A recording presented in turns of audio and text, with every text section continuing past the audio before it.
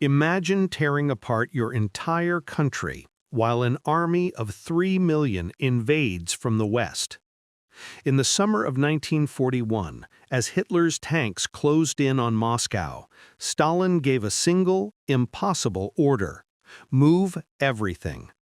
Entire factories, steelworks, tank lines, shipyards were dismantled piece by piece. Machines, workers, and families loaded onto trains, heading east into the frozen wilderness. 1,500 factories, 10 million people, 20,000 trains. The plan should have failed. The trains froze, people starved. The Germans were weeks away from victory. But somehow, it worked. This is the story of the greatest industrial evacuation in history and how it saved the Soviet Union from extinction. June 22, 1941. 3 million German soldiers crossed the Soviet border in a single morning. Operation Barbarossa, the largest invasion force ever assembled, crashes through the frontier like a tidal wave of steel and fire. The Soviet defenses shatter on contact. Within days, Minsk falls. Within weeks, the Wehrmacht stands at the gates of Smolensk. German tanks race east at speeds that defy every military prediction, consuming hundreds of kilometers before Soviet commanders can even comprehend what's happening. The Luftwaffe owns the skies. Entire armies vanish into encirclements. The radio crackles with panic and confusion. In Moscow, Joseph Stalin disappears for 11 days, paralyzed by shock and disbelief. His orders, when they finally come, contradict each other. Retreat, hold the line, counterattack. The chain of command fractures under the weight of catastrophe. But beneath the military disaster, a darker realization begins to settle over Soviet leadership like ash from burning cities. Spread a map of the Soviet Union across a table in the Kremlin. Run your finger along the western frontier, from Leningrad south through Ukraine to the Black Sea. Everything west of the Volga River, the industrial spine of the entire nation, lies directly in the path of the German advance. 85% of Soviet heavy industry, the tank factories of Kharkiv, the aircraft plants of Moscow, the steel foundries of the Donbass, the machine works of Leningrad.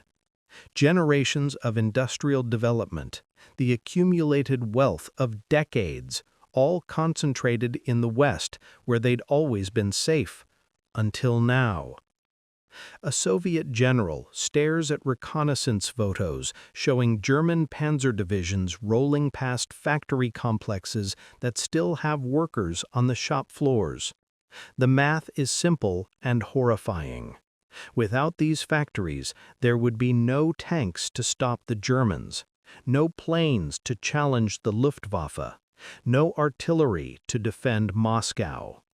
The Soviet Union would have nothing left to fight with except the bodies of its soldiers.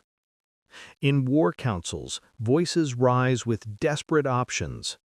Defend the factories in place, fortify the cities, make the Germans bleed for every meter.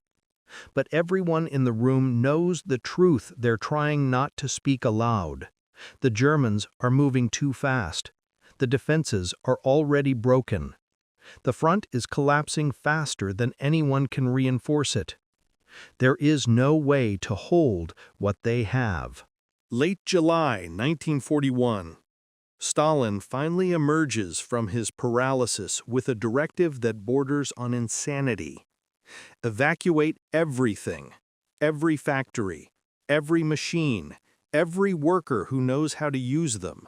Move it all east, beyond the Volga, beyond the Urals, into the depths of Siberia where German tanks cannot follow. And do it now, before the Wehrmacht arrives. The order lands on desks across the collapsing Soviet Union like a grenade. Evacuate 1,500 major industrial enterprises while fighting the largest invasion in human history?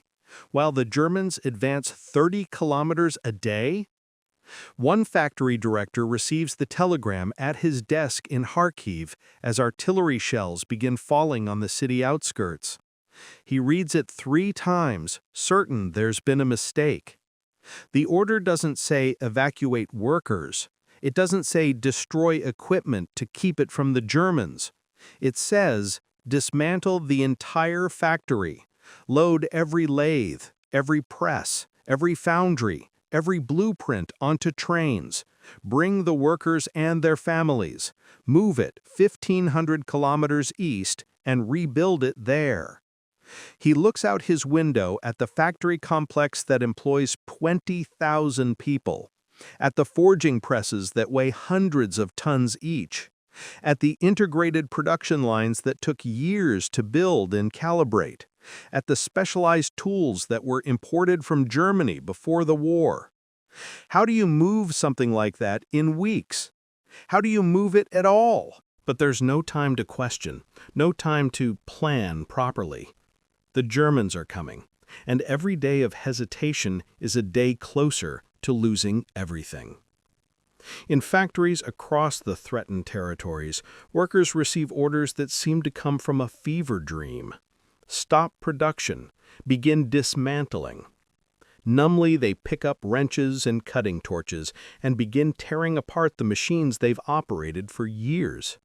Engineers mark each piece with chalk, trying to maintain some system for reassembly later. Someone, somewhere, will need to understand how it all fits back together.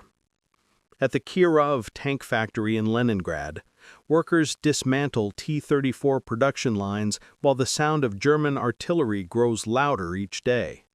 They work through air raids, diving under equipment when the bombs fall, then climbing back up to continue as soon as the all-clear sounds. The factory director walks the floor with a pistol on his hip and madness in his eyes, screaming at anyone who slows down. In Moscow, aircraft plants break themselves apart while their workers watch the western horizon for signs of panzer columns.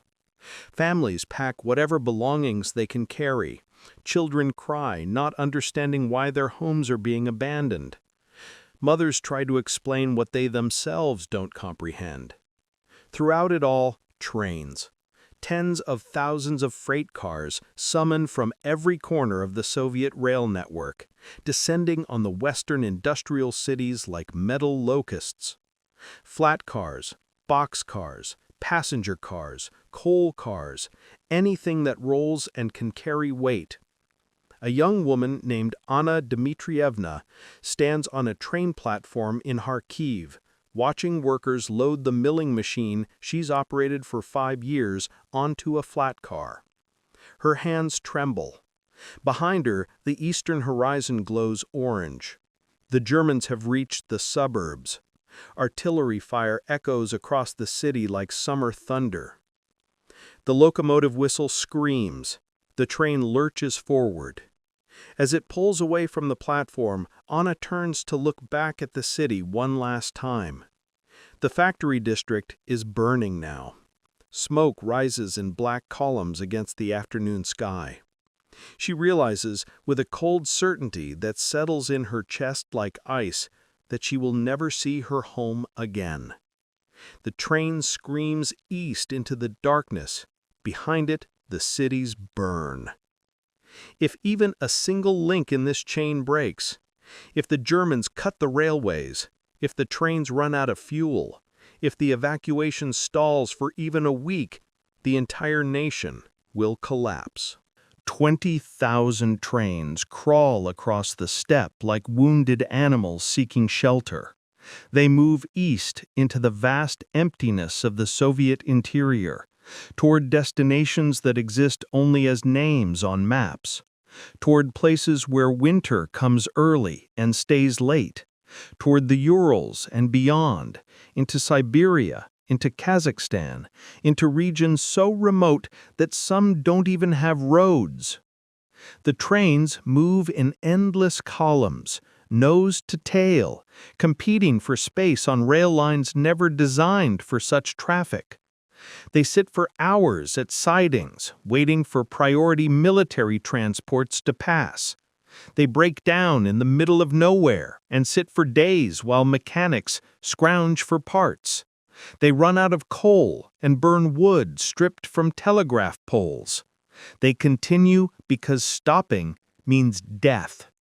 On the flat cars, machinery sits exposed to the elements, roped down under tarps that flap and tear in the wind. Precision lathes that require climate-controlled environments now endure rain, dust, and freezing nights. Factory directors ride alongside their equipment like shepherds guarding flocks, terrified that a single missing piece will make everything else worthless. In the boxcars and passenger cars, people huddle against the cold. 10 million people, workers, engineers, their families, pressed into spaces meant for freight and cattle. They sleep sitting up, they ration bread and water, they use buckets for toilets. Children whimper in the darkness. The old and sick die and are buried at sidings with nothing to mark their graves. A train carrying the Mariupol metallurgical plant sits stopped on a siding in the middle of the steppe. It's been there for 16 hours, waiting for track repairs ahead. The workers climb down from the cars to stretch their legs and cook whatever food they have over small fires. They stand in small groups, not speaking, staring east toward a horizon that never seems to get closer.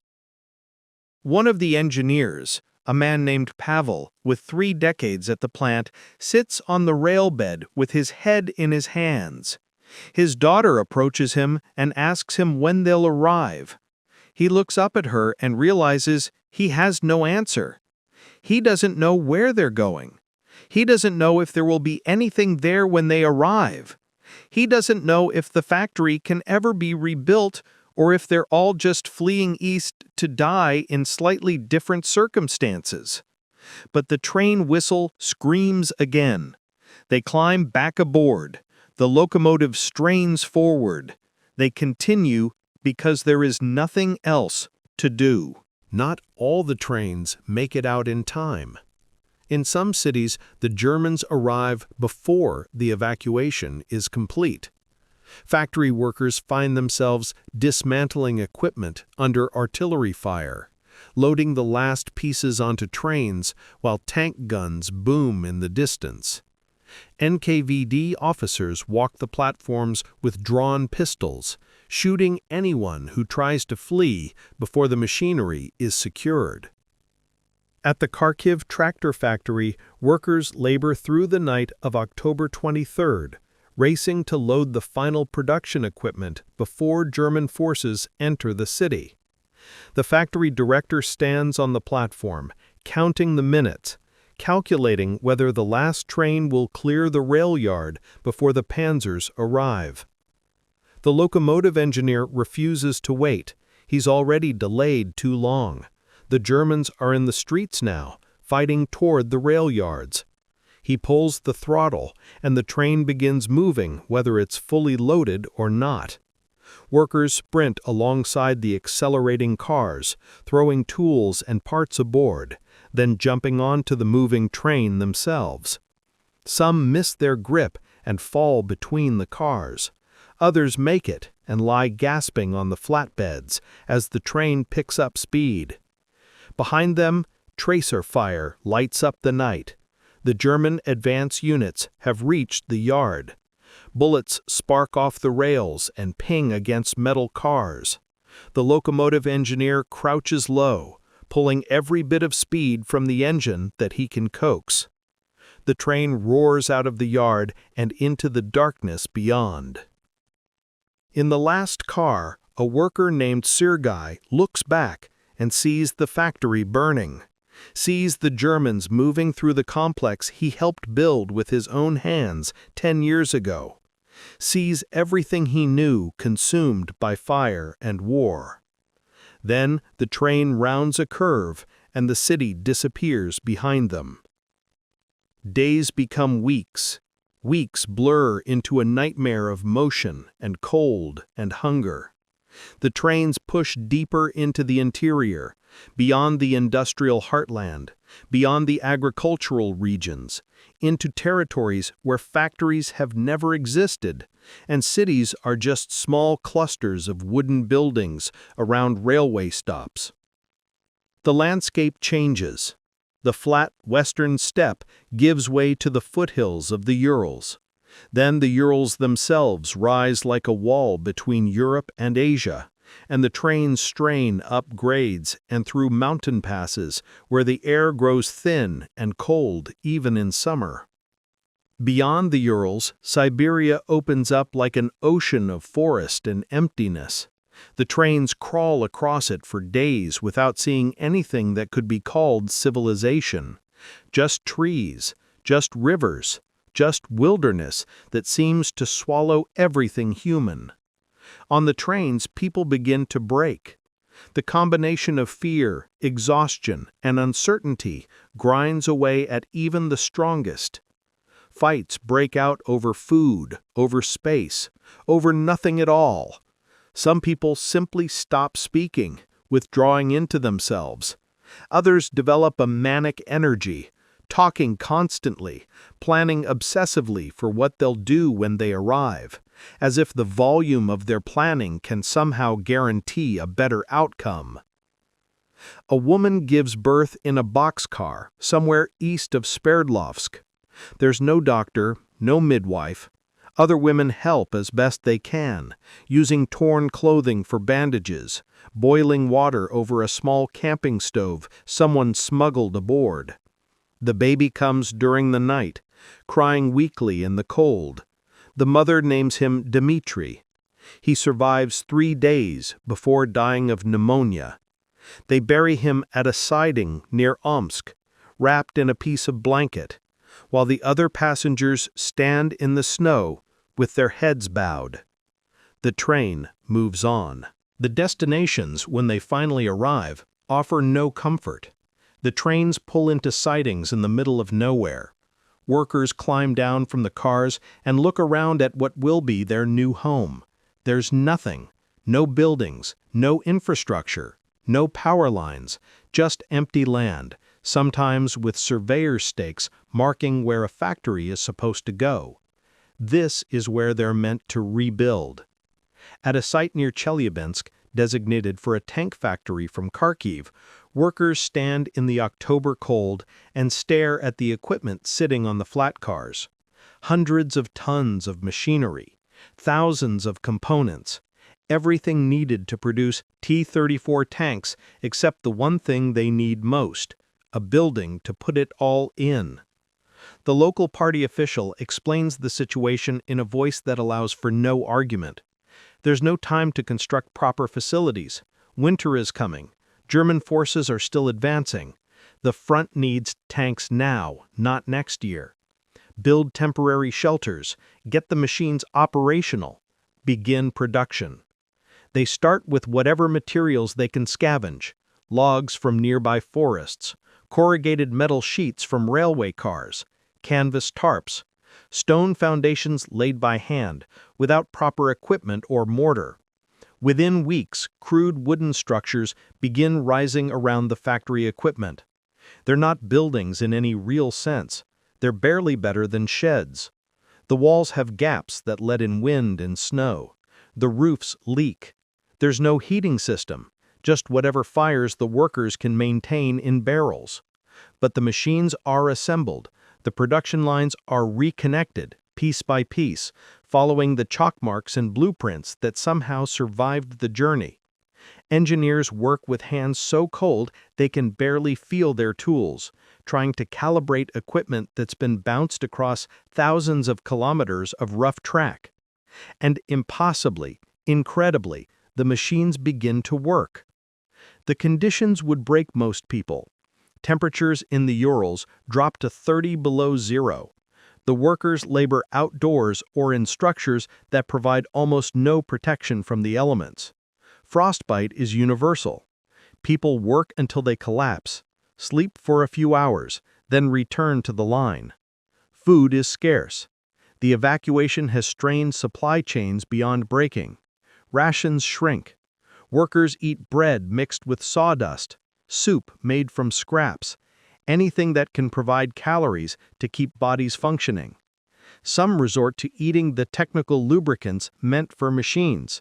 Many die from malnutrition, their bodies simply giving out under the combined stress of cold, hunger, and exhaustion.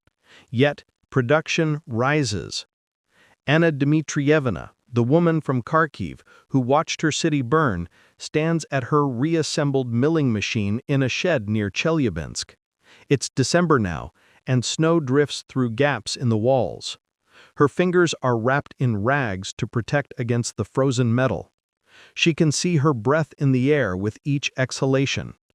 She works 12-hour shifts, sometimes 16, when the production schedule demands it. She machines tank components with a precision born from years of experience. Each piece must be perfect. A flaw means a tank fails in combat. A tank failing means soldiers die. Soldiers dying means the Germans advance. The Germans advancing means everything she's endured was for nothing. So she works. They all work. The factory that didn't exist 3 months ago is now producing T-34s. The tanks roll off the assembly line without paint, without testing, sometimes with workers still bolting on final components as they're driven away toward the front. They produce tanks before they have walls. The Soviet system shows its full face here in the East. The same brutality that defined Stalin's rule now focuses on industrial production with laser intensity. NKVD officers walk the factory floors, watching for saboteurs, for slackers, for anyone whose commitment might waver. The definition of sabotage becomes elastic. A machine breaks down? Sabotage. Production falls short of quota? Sabotage. Someone complains about conditions? Defeatism, which might as well be sabotage. The penalty is the same: arrest, interrogation, usually execution or the gulag. A factory director in Magnitogorsk is shot for failing to meet his monthly quota, despite the fact that half his workforce is sick with dysentery, and he has no materials to work with. His replacement understands the message. The next month, the quota is met. Fear and patriotism weld together into something terrible and effective. People work not just because they believe in the cause, not just because they want to defeat the Germans, but because stopping means death. The system offers no middle ground between production and elimination. Yet somehow, mixed in with the terror, there is also something genuine. These workers are fighting a war as surely as the soldiers at the front. They may not carry rifles, but every tank they produce, every artillery shell they machine, every aircraft component they forge, represents a blow against the invasion threatening to destroy everything. A man named Mikhail loses 2 fingers to frostbite while working on a lathe in Sverdlovsk. The factory doctor amputates them in a back room without anesthetic. 3 days later, Mikhail is back on the floor working with bandaged hands because the work cannot stop. When asked why he returned so quickly, he says simply, "My brother is at Stalingrad. He needs what I make."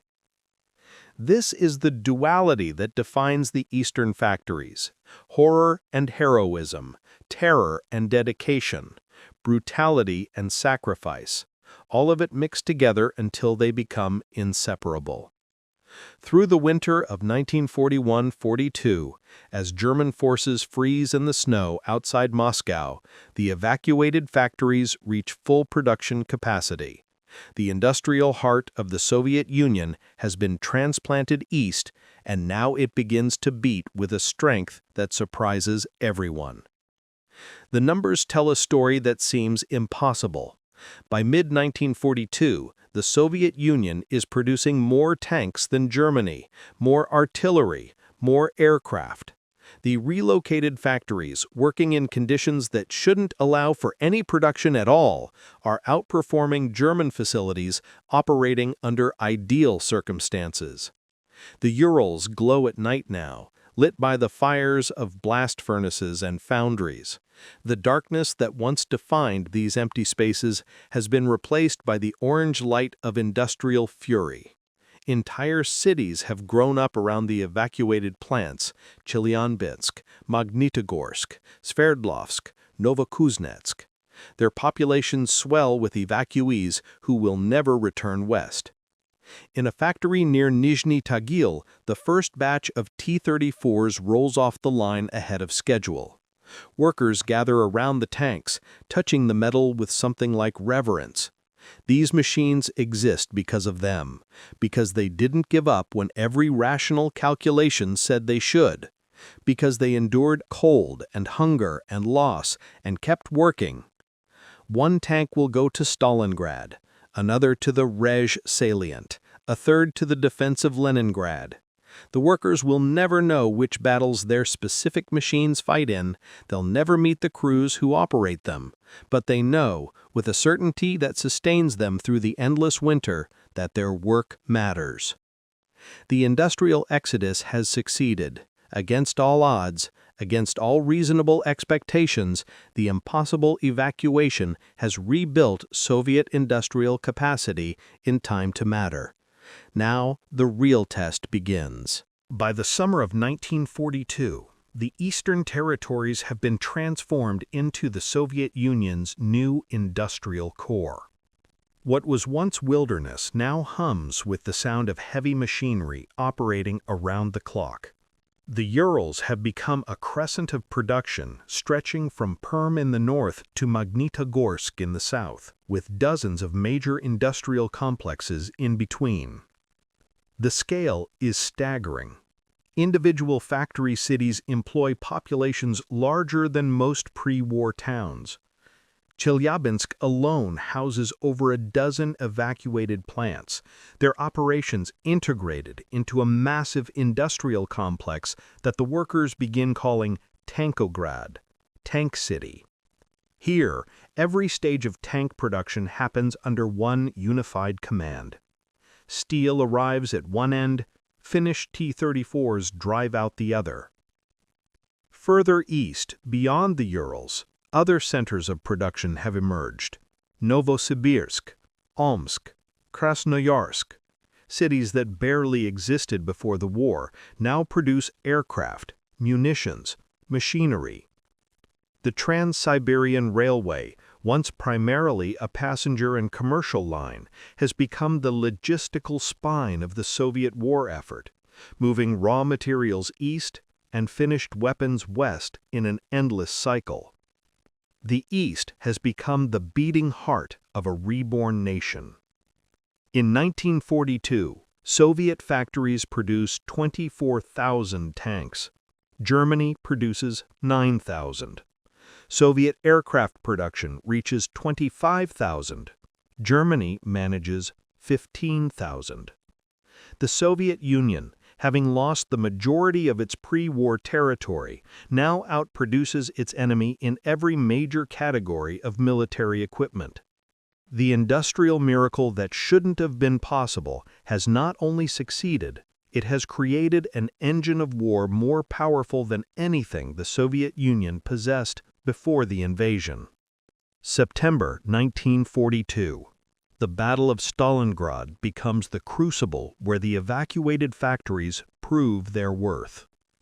German forces grind into the city on the Volga, fighting block by block, building by building, sometimes room by room. It's the bloodiest urban combat in human history, a meat grinder that consumes armies. But while the world watches the tactical battle, the desperate stands, the savage close-quarters fighting, the ruins that change hands a dozen times, another story unfolds behind the lines. The Soviet defenders are resupplied by an industrial network that now stretches across thousands of kilometers. T-34 tanks arrive from Tankograd, fresh off production lines that didn't exist a year ago. Artillery shells come from Magnitogorsk, where workers still labor in buildings without proper heating. Aircraft fly missions with engines built in Sverdlovsk by women who've never seen combat but understand its arithmetic with perfect clarity. A T-34 tank commander named Lieutenant Kozlov fights through October and November in the ruins of Stalingrad. His tank is destroyed twice. Each time, he receives a replacement within days, sometimes hours. He doesn't know where they come from. He doesn't know about the factories in the Urals or the workers who built his machines. He just knows that Soviet tanks keep arriving, while German armor becomes scarcer. Every tank built under a tarp in the frozen Urals is another nail in the coffin of the Reich. By November, German logistics begin to fail. Their supply lines, already stretched across hundreds of kilometers of hostile territory, cannot keep pace with Soviet production. German tank divisions report that their equipment losses cannot be replaced. Ammunition runs short. Fuel becomes scarce. Meanwhile, the Soviets concentrate forces for Operation Uranus, the counteroffensive that will encircle the German Sixth Army. The equipment for this operation comes from the evacuated factories. The trucks, the tanks, the artillery, all of it produced in facilities that the Germans assumed had been destroyed or captured. When the Soviet pincers close around Stalingrad on November 23rd, trapping 300,000 German soldiers, the victory is as much industrial as tactical. The workers in the eastern factories have delivered the tools of encirclement. Now the soldiers at the front use them. The German High Command begins to understand a terrible truth. They are losing a war of production they didn't know they were fighting. Every calculation that justified Operation Barbarossa assumed that capturing Soviet industrial centers would cripple Soviet war-making capacity. The plan was sound: seize the factories, and the Red Army would wither for lack of equipment. Victory through economic strangulation. But the Soviets moved the factories. They moved them so far east that German forces could never reach them. And now those factories are producing weapons at rates Germany cannot match. The numbers tell a story of German defeat written in steel and mathematics. For every German tank destroyed, it takes months to produce a replacement in factories operating at maximum capacity. For every Soviet tank destroyed, a replacement arrives in days from factories that have seemingly limitless capacity. The exchange rate favors the Soviets even when German tactical skill means they inflict heavier casualties. Because the Soviets can replace their losses, Germany cannot. A German intelligence report from late 1942 estimates Soviet tank production at impossible levels. The numbers are checked and rechecked because they cannot be correct. But they are correct. The Soviet Union, despite losing the majority of its pre-war territory and population, is winning the industrial war. All because someone had the desperate courage to dismantle 1,500 factories and rebuild them in the wilderness. In the eastern factories, workers hear news of Stalingrad through crackling radios and word of mouth. They gather in the few moments between shifts, listening to updates about the encirclement, the German surrender, the victory. Anna Dmitrievna sits in the corner of her factory's makeshift canteen, eating thin soup, when someone announces that the Germans have surrendered at Stalingrad. Around her, workers begin to cheer, their voices hoarse from exhaustion, but full of an emotion that has been absent for too long: hope. She thinks about her city, Kharkiv, still under German occupation. She thinks about her home, burned to ashes. She thinks about the journey east, the people who died along the way, the impossible conditions of the past 18 months. And she thinks about the T-34s she's helped build. Thousands of components machined with frozen fingers in a shed that isn't really a building. She doesn't know if any of her specific parts made it to Stalingrad. It doesn't matter. She knows that tanks from her factory fought there, that workers like her in dozens of factories across the East made this victory possible. The frontline soldiers earned the glory, but the workers won the war. It is their victory too, bought not with blood on a battlefield, but with frozen fingers, empty stomachs, endless exhaustion, and the refusal to surrender even when everything rational said to give up. Through 1943 and 1944, the pattern repeats. At Kursk, at Bagration, at the Vistula-Oder offensive, at Berlin, every major battle is won partly through tactical skill and soldiers' courage, but also through the simple, overwhelming advantage of equipment. The Soviet Union drowns Germany in steel. For every German Panther tank destroyed, 5 T-34s replace the loss. For every Luftwaffe fighter shot down, 10 Soviet fighters take its place. The Red Army advances not because its soldiers are better trained or its generals more skilled, but because behind every soldier stands an industrial base that Germany cannot match. By 1945, Soviet industrial production reaches levels that seem impossible to anyone familiar with the chaos of 1941. The factories that were rebuilt in the wilderness now operate with the efficiency of mature industrial sites. Workers who learned their trades in desperate conditions have become expert craftsmen. Supply chains that were cobbled together in panic have evolved into sophisticated logistical networks. The Soviet Union didn't just survive the evacuation, it emerged stronger. On May 9, 1945, Germany surrenders. Soviet tanks, built in the Urals and Siberia, sit in the streets of Berlin. Soviet aircraft, assembled in facilities that didn't exist before the war, fly over the ruins of the Reich. Soviet soldiers armed with weapons from the eastern factories take control of Hitler's bunker. The impossible feat has culminated in total victory. After the war ends, many of the evacuated workers expect to return west, back to their homes, their cities, their old lives. But there's nothing to return to. Kharkov is rubble. Moscow's western districts are ruins. The industrial centers that were evacuated are either destroyed or obsolete. The East is home now. The Soviet government recognizes this new reality and makes it official. The evacuated factories will remain where they are. The Urals and Siberia are no longer the periphery of Soviet industry, they are its center. Investment flows east. New construction reinforces the temporary structures. Workers who learned their trades in desperate conditions have become expert craftsmen. Supply chains that were cobbled together in panic have evolved into sophisticated logistical networks. The Soviet Union's center of gravity has shifted eastward, and it will never shift back. Many who survived the evacuation never speak of it again. The trauma is too deep, too personal.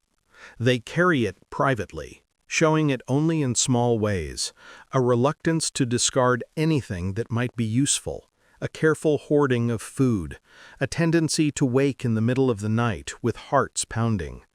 They do not consider themselves heroes. Heroes fight on battlefields, earn medals, get their names in newspapers. Heroes are soldiers, not factory workers. Heroes kill enemies, not exhaust themselves machining metal in unheated sheds. The Soviet propaganda machine tries to tell their story, to fit it into the narrative of socialist achievement and patriotic sacrifice. But the workers themselves resist this framing. What they did wasn't heroic, it was just survival. They did what had to be done because there was no alternative. That's all. In small apartments in Chelyabinsk and Sverdlovsk and Magnitogorsk, Aging workers gather occasionally to remember those who didn't make it. The ones who died on the trains, the ones who collapsed from exhaustion on factory floors, the ones who were shot for failing quotas, the ones who simply disappeared into the vast machinery of the Soviet state. They raise glasses of vodka in silent toasts. They don't speak of glory or victory. They remember the cold and the hunger and the fear. They remember what it cost. Historians debate the evacuation's lessons. Some call it a triumph of Soviet planning and will. Others emphasize the human cost, the brutality required to make it work. Both perspectives miss something essential. The evacuation succeeded not through brilliance or efficiency, but through sheer desperate endurance.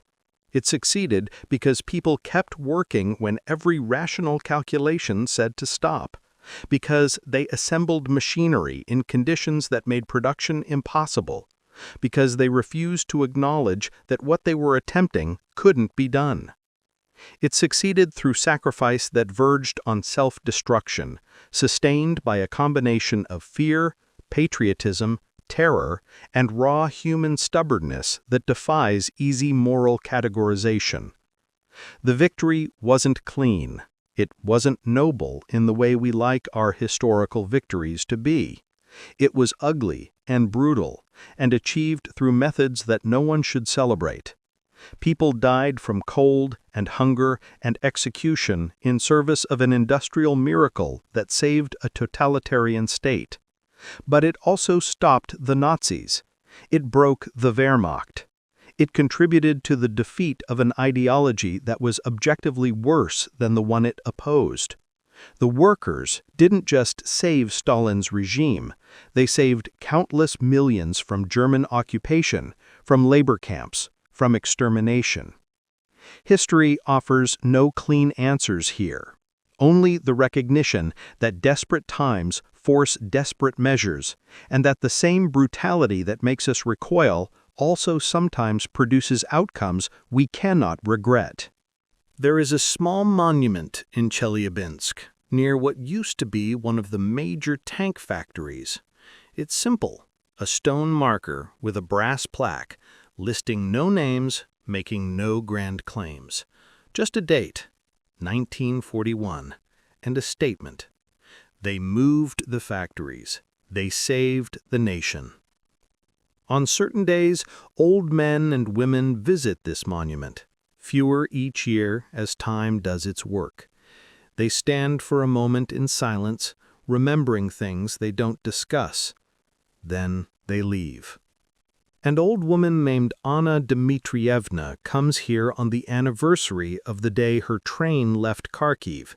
She's in her 90s now, bent and frail, but she makes the journey every year.